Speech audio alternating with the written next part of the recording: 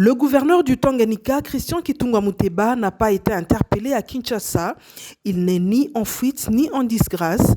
Les fausses informations circulant sur les réseaux sociaux relèvent de la pure manipulation. En homme d'État, il poursuit normalement sa mission au service de la province du Tanganyika et du chef de l'État, Félix-Antoine Tshisekedi Tshilombo. De retour ce vendredi à Lubumbashi après une mission officielle au Caire en Égypte, sous la conduite du vice-premier ministre, ministre du Plan, Guilain Nyembo, le gouverneur du Tanganyika s'est rendu à l'école de criminologie dont il est lui-même l'émanation.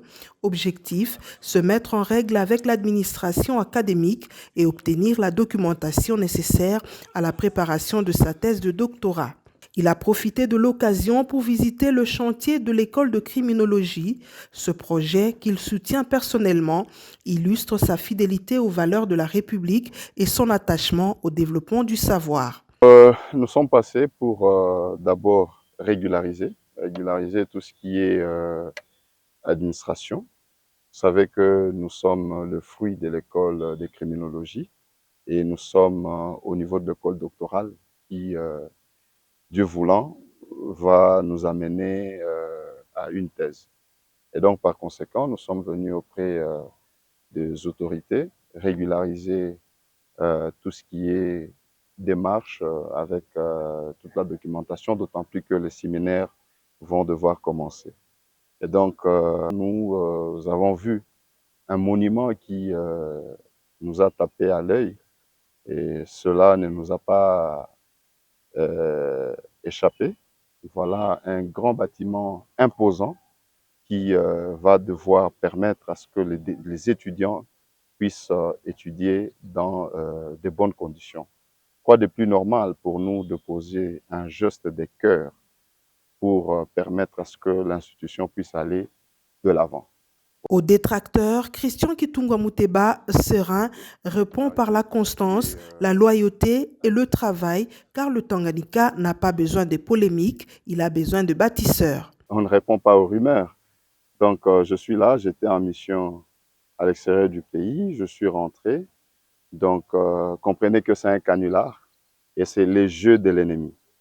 Donc, on cherche à soulever la population contre notre propre régime. Et ce qui est marrant est que certains d'entre nous morts à l'hameçon. Donc, pour nous, nous restons très convaincus de tout ce que le chef de l'État est en train de mener comme diplomatie.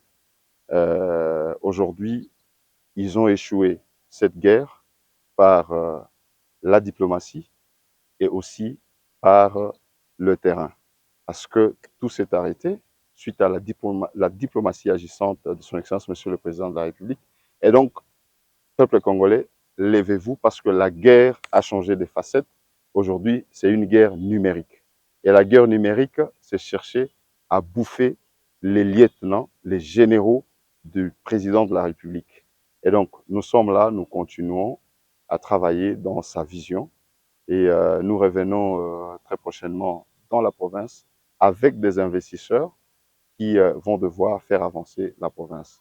Aux rumeurs, on ne répond pas. Et c'est d'ailleurs ça, ma façon d'être.